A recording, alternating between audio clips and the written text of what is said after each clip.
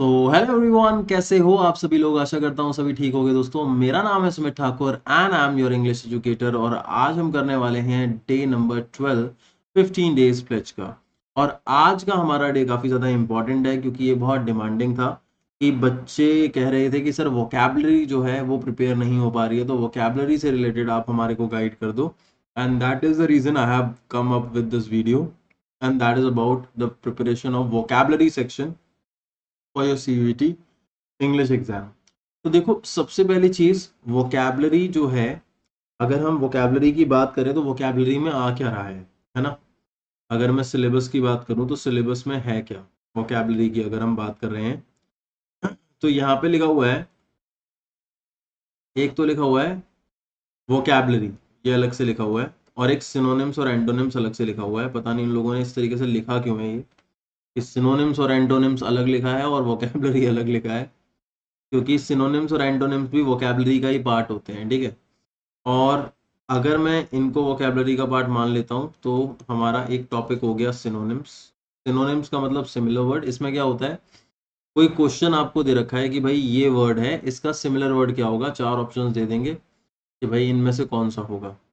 इसके बाद antonyms, antonyms मतलब अपोजिट वर्ड, कि भाई एक ऊपर वर्ड दे देगा और आपको कहेगा कि भाई इसका एंटोनिम क्या होगा, इसका अपोजिट वर्ड क्या होगा, राइट।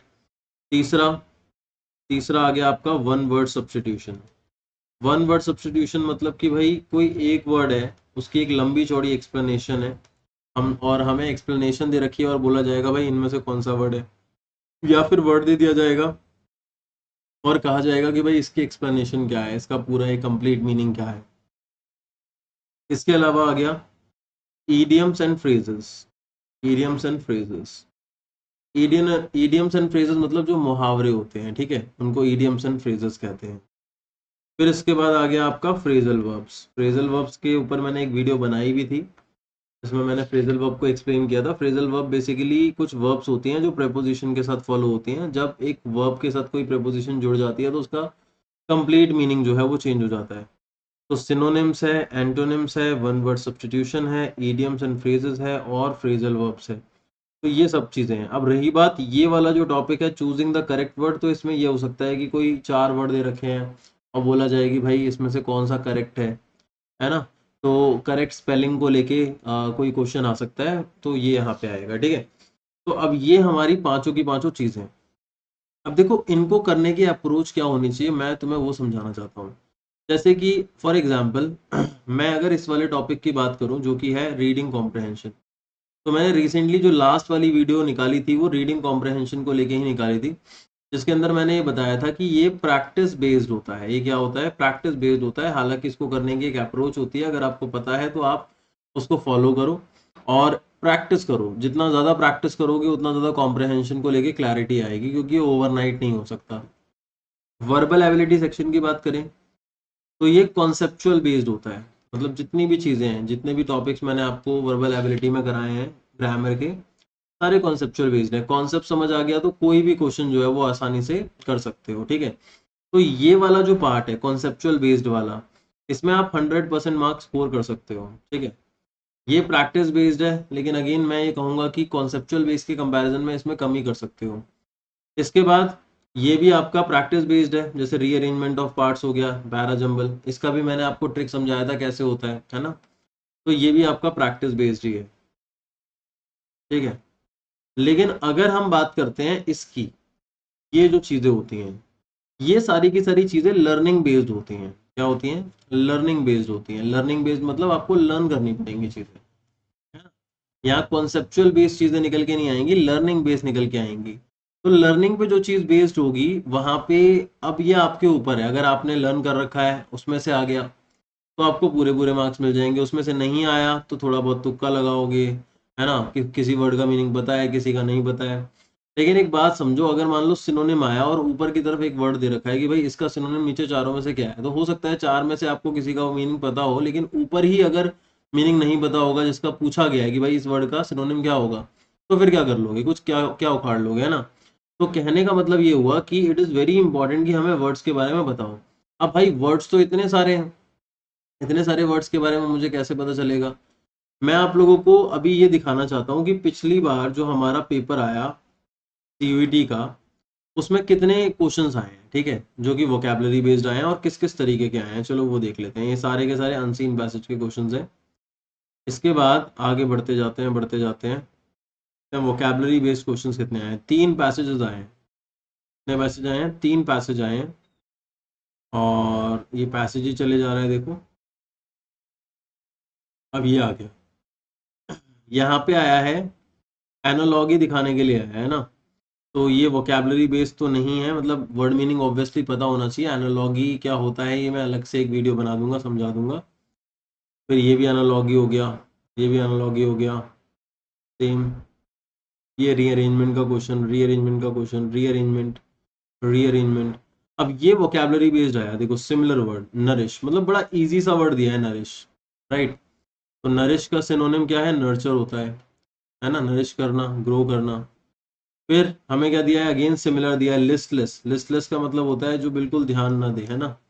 तो ये एंथुसियास्टिक तो नहीं हो सकता, लेथार्जिक होना चाहिए इससे सिमिलर वर्ड, क्योंकि लिस्टलेस मतलब जैसे 10th क्लास में एक चैप्टर था ट्रायम्फ ऑफ सर्जरी, आपकी जो फुटप्रिंट्स विदाउट फीट बुक है, उसका फर्स्ट चैप्टर, जिसके अंदर ट्रिगी नाम का एक डॉग होता है जो लिस्टलेस हो जाता है ना। जैसे पंफ्रे कहती हैं उसकी मालकिन की वो लिस्टलेस हो गया, इट मीन लेथार्जिक, आलसी, है ना। फिर सोफिस्टिकेटेड आ गया, 3 क्वेश्चंस हो गए सिमिलर वर्ड के। फिर चौथे पे आ जाते हैं। चौथा है आपका अगेन सिमिलर वर्ड आ गया, 4 हो गए।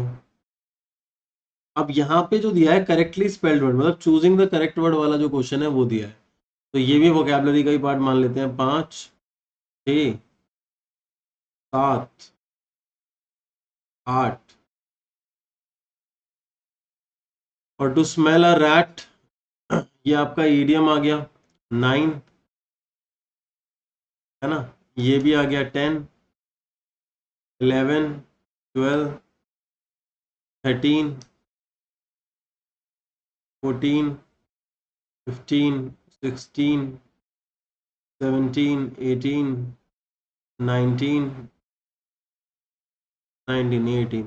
मतलब आप ये मान के चलो कि अगर वोकैबुलरी हम मोटा मोटा निकाल के चलते हैं तो लगभग 18 क्वेश्चंस हैं जो वोकैबुलरी से आ रखे हैं।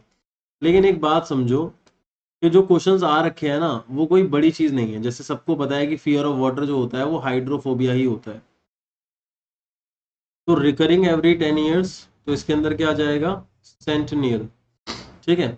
तो ये वोकैबुलरी बेस्ड कुछ क्वेश्चंस हैं जो अब यहाँ पे आए हैं। देखो मेरा ये मानना है पर्सनली कि अगर मैं वोकैबुलरी प्रिपेयर करना चाहता हूँ तो मुझे ना कोई भी शॉर्टकट ढूंढने की ज़रूरत नहीं है। सबसे पहली चीज़ समझो, क्योंकि वोकैबुलरी एक ऐसी चीज़ है जो इनफाइनाइट है ना, जिसका कोई अंत नहीं है। मतलब जितनी मर्जी वोकैबुलरी जो है वो आ सकती है और कहीं से भी आ सकती है, you don't know, you never know. तो आप अगर इसको शॉर्टकट में ही ढूंढते रहोगे कि भाई मैं कैसे सिनोनिम सारे प्रिपेयर कर लूँ, कैसे एंटोनिम्स कर लूँ, तो मुझे नहीं लगता कि इसका कोई सॉल्यूशन निकल के आने वाला है। तो there are a few ways जिसके थ्रू आप अपनी वोकैबुलरी को प्रिपेयर कर सकते हो, जिसमें से पहला जो वे है वो है लर्निंग। लेकिन अब प्रॉब्लम ये निकल के आती है कि यार सर लर्निंग करें तो करें कहाँ से, मतलब क्या आएगा, तो हमें तो पता नहीं है क्या आएगा। तो जो भी रिसोर्स है उसको लर्न कर लिया जाए, ज़्यादा से ज़्यादा जो भी रिसोर्सेज हैं उनको लर्न कर लिया जाए। अब कई सारे बच्चे बोलते हैं सर CUET का मैं इसका कर लेता हूँ वोकैबुलरी, या इसका कर लेता हूँ, या इसके नोट्स में से कर लेता हूँ। सबने कहीं ना कहीं से उठा के दे रखा है ना। तो आप किसी का भी करो, दैट इज ओके। अगर आपको लगता है कि भाई मेरा कॉन्सेप्चुअल वाला पार्ट पूरा का पूरा क्लियर है, मेरा कॉम्प्रहेंशन प्रैक्टिस वाला पार्ट पूरा का पूरा क्लियर है, जहाँ पे आप ज़्यादा स्कोर कर सकते हो, ज़्यादा आपके मार्क्स कंफर्म है कि आएंगे ही आएंगे जब आपका वो क्लियर है, और आप लर्निंग बेस्ड वाला करने वाला हो, तो जितना ज़्यादा कर सकते हो उतना ज़्यादा करो। क्योंकि हो सकता है कई सारे ऐसे ही वर्ड आए जो तुम्हें ऑलरेडी पता हो, और कुछ ऐसा जो नहीं पता होने वाला था वो फंस जाए इसमें से। तो लर्निंग बेस्ड में लर्निंग करना स्टार्ट कर सकते हो, लेकिन लर्निंग ऐसे नहीं कि तुमने डायरेक्टली वर्ड्स उठा लिए और वर्ड्स को लर्न करना स्टार्ट कर दिया, बल्कि तुम पार्टिसिपेट कर सकते हो क्विज के अंदर। चाहे मेरे यूट्यूब चैनल पे तुम क्विज में पार्टिसिपेट करो, चाहे टेलीग्राम पे जहाँ पे तुम जुड़े हुए हो वहाँ पे अगर मैं क्विज भेज रहा हूँ उसमें पार्टिसिपेट करो, या फिर इसके अलावा आप लोग किसी दूसरे प्लेटफॉर्म पे भी क्विज के अंदर पार्टिसिपेट कर रहे हो। तो इससे फायदा ये होगा कि एक तो तुम्हारी प्रैक्टिस होती रहेगी, तुम्हें पता चलेगा कि तुम्हें कितने वर्ड्स का मीनिंग पता है। अब क्विज में कई बार डिफिकल्ट वर्ड्स ही होते हैं, तो हो सकता है आपको ना बताओ, तो टेंशन लेने वाली बात नहीं है। अगर आपको एक वर्ड है उसका सिनोनिम पूछा गया और नीचे 4 ऑप्शन गिवन है, तो आपको सिर्फ सिनोनिम जो उसका है उसको नहीं देखना है, बल्कि बाकी के 3 वर्ड जो है उनकी मीनिंग्स भी पता होनी चाहिए। और एक आदत डालनी होगी अगले कुछ दिनों के लिए, वो ये कि कोई भी ऐसा वर्ड अगर आपको दिखाई दे रहा है जिसका मीनिंग आपको नहीं पता, इनफैक्ट रीडिंग स्किल्स करते हुए भी या कोई भी दूसरा काम करते हुए भी, तो उसका मीनिंग फाइंड आउट करने की कोशिश करनी है। अगर आपने ये चीज की तो मेरा मानना है आपका वोकैबुलरी वाला जो पार्ट है वो बहुत अच्छे से हो जाएगा। जैसे मैं आप लोगों को दिखाता हूँ, तो मैं आप लोगों को बताता हूँ, मैंने अपने यूट्यूब चैनल पे, जैसा कि आप यहाँ पे देख सकते हो, मैंने बहुत सारी क्विज डाली हैं। इनफैक्ट आज मुझे पिछले दिन 1 के आंसर्स मिले हैं बच्चों के, देखो यहाँ पे भी 1 के आंसर्स मिले हैं। मतलब कितने सारे बच्चे जो है वो इस वोकैबुलरी में पार्टिसिपेट कर रहे हैं। यू कैन अंडरस्टैंड दैट 600, 700, 1000, 900, इतने सारे बच्चे इसमें पार्टिसिपेट कर रहे हैं। इसमें मैंने एंटोनिम्स, सिनोनिम्स, मैंने वन वर्ड सब्स्टिट्यूशन सारे के सारे दे रखे हैं। तो आपको करना कुछ नहीं है, आपको सबसे पीछे जाना है जहां से मैंने वोकैबुलरी स्टार्ट करी थी, और उस पर्टिकुलर डेट से क्विज में पार्टिसिपेट करना है। और कोई भी ऐसा वर्ड निकल के आ रहा है ना जिसका मीनिंग आपको नहीं पता, आपको वो सारे के सारे वर्ड्स जो हैं उनके नोट्स बनाने हैं। कहोगे सर कितने बनाएंगे हम? भाई जितने मैंने दिए हैं वो सारे के सारे बनाने हैं। अगर तुम्हारे अंदर डेडिकेशन होगा, अगर तुम्हारे अंदर ये होगा कि हाँ मुझे करना है और मुझे अपने ड्रीम कॉलेज के लिए ये सारी की सारी चीजें करनी है, तो तुम जरूर करोगे। और एट द एंड तुम्हारे को इसका पॉजिटिव रिजल्ट ही मिलेगा। ये मत सोचना कि यार मैं ये सब कर लूंगा उसके बाद भी वोकैबुलरी नहीं फंसी तो। यार एक बात समझो, कर्म करो, फल की इच्छा मत करो, है ना। आप फल मिलना होगा, मिलेगा, जरूर मिलेगा, लेकिन कम से कम तुम्हें ये रिग्रेट तो नहीं होगा कि मैंने कोशिश नहीं करी, है ना। तो वोकैबुलरी वाले पार्ट में इस चीज को आपको ध्यान रखना होगा। अच्छा, एक चीज और कि अगर कभी भी वोकैबुलरी जो है, फॉर एग्जाम्पल कोई भी एक वर्ड पूछा गया, जैसे एग्जाम्पल के लिए हम यहाँ पे अगर देखें, ये वाला क्वेश्चन लिखा है which is the correct antonym opposite word for repulsive, है ना। ये जो रिपल्सिव है इसका अपोजिट वर्ड पूछा गया है। भाई रिपल्सिव के लिए अपोजिट वर्ड क्या होगा? अब रिपल्सिव का मीनिंग पता होना चाहिए। अब कोई कहता है कि सर मुझे नहीं पता कि रिपल्सिव का मीनिंग क्या होता है। अब नहीं पता तो यहाँ पे दिक्कत निकल के आएगी। आपको इसका मीनिंग जरूर पता होना चाहिए। अगर इसका मीनिंग पता होगा तब जाके ही तो आप एलिमिनेशन मेथड लगा पाओगे कि भाई ये वर्ड जो है इसका मीनिंग ये होता है, इसका ये होता है, तो भाई ये तो नहीं होगा, है ना। अब जैसे यहाँ पे देखो मैंने मीनिंग दे भी रखे हैं। क्विज में अच्छी बात यह है कि जब तुम पार्टिसिपेट करोगे तो यहाँ एक्सप्लेनेशंस में मैंने इन चारों वर्ड्स के मीनिंग भी दे रखे हैं ताकि तुम्हारा नोट्स प्रिपेयर हो सके। जैसे रिफल्जेंट क्या होता है? Shining very brightly. इफल्जेंट क्या होता है? शाइनिंग ब्राइटली, रेडियंट, मतलब सेम ही है दोनों के दोनों। मीक क्या होता है? क्वाइट और जेंटल। और रिपल्सिव का मीनिंग क्या होता है? यहाँ पे रिपल्सिव भी लिखा होगा, ये रहा, लैकिंग फ्रेंडलीनेस और सिंपैथी, लैकिंग अट्रैक्शन। एल्योरिंग क्या होता है? जिसमें अट्रैक्शन होता है। दोनों एक दूसरे के अपोजिट हुए क्योंकि इसमें अट्रैक्शन नहीं होता है और इसमें अट्रैक्शन की बात की जा रही है एल्योरिंग में। तो ये एंटोनिम हो गया इसका, ठीक है। तो ये जो मैंने नीचे एक्सप्लेनेशंस आपको हर एक चीज की दे रखी है ना, ये आप लोगों के बहुत ज्यादा काम आएंगी और इससे आपको बहुत ज्यादा हेल्प मिलेगी। समझ में आ गई बात? Is it clear to all of you? देखो बच्चों, अगर तुमने ये चीजें इस पे ध्यान दिया तो मुझे नहीं लगता कि कोई भी आपको वोकैबुलरी वाले पोर्शन के अंदर रोक पाएगा। कॉन्सेप्चुअल बेस्ड में कॉन्सेप्ट्स आपके क्लियर है, प्रैक्टिस आपने तगड़ी कर रखी है, आपका एक भी मार्क नहीं कटने वाला। प्रैक्टिस बेस्ड के अंदर रीडिंग में भी तुम्हारा एक भी मार्क नहीं कटने वाला। कॉन्सेप्चुअल प्रैक्टिस दोनों हो गया। अब लर्निंग बेस्ड वाले में कुछ आपके माइंड में ऑलरेडी इंफॉर्मेशन है, उसके बेसिस पे आपके आंसर ठीक हो जाएंगे। और कई सारे आंसर्स जो आपके ठीक नहीं होने वाले हैं वहां पे आपने प्रिपरेशन करी है, तो अगर मान लो आपके 50% ठीक नहीं होने वाले थे तो 25% तो ठीक होंगे। तो कहीं ना कहीं आपकी रैंक इंप्रूव तो होगी। और मेरा एक और कहना है कि अगर कोई वर्ड नहीं आता है ना और उसको लेके आपको लगता है कि यार ये शायद ही होगा या पता नहीं, तो उसको छोड़ ही दो। क्योंकि अगर नेगेटिव मार्किंग होती है तो नेगेटिव मार्किंग से आपका बहुत पीछे जा सकता है रिजल्ट, इजंट इट? तो मुझे नहीं लगता कि अगर आप श्योर नहीं हो तो आपको उसको परफॉर्म करना चाहिए, क्योंकि एक एक मार्क से आपकी रैंक जो है वो पता नहीं कितने नंबर आगे या पीछे हो जाएगी। समझ में आ गई बात? तो आई होप दोस्तों आपको ये पॉइंट समझ में आया होगा कि किस तरीके से वोकैबुलरी को प्रिपेयर करना है और आप आसानी से अब चीज़ों के पीछे लग जाओगे और इधर उधर नहीं देखोगे। अब बस करना क्या है, यूट्यूब कम्युनिटी पे जितनी भी वोकैबुलरी में डाल रहा हूँ, मैं वोकैबुलरी का जो रेशियो है वो बढ़ाने वाला हूँ। पहले मैं 5 ही डाल रहा था एक दिन के अंदर, लेकिन अब मैं 10, 15, 20, 30 तक भी लेके जाऊंगा। और सारी वोकैबुलरी में पार्टिसिपेट करना है जब तक तुम्हारा एग्जाम नहीं हो जाता। और मेरी पूरी गारंटी है कि उसी में से वर्ड्स आने वाले हैं। मैंने वन वर्ड सब्स्टिट्यूशन का कंप्लीट कर दिया है, सिनोनिम्स का भी कंप्लीट कर दिया है। अब एंटोनिम्स चलेगा, और एंटोनिम्स के बाद फिर फ्रेजल वर्ब्स आएगा, और फिर उसके बाद इडियम्स एंड फ्रेजेस भी आएगा। तो सारे के सारे नोट्स बना लो, और सिर्फ उन्हीं चीजों को लिखना जिनका मीनिंग आप लोगों को नहीं आता, जिनका मीनिंग आपको आता है उनको लिखने की जरूरत नहीं है।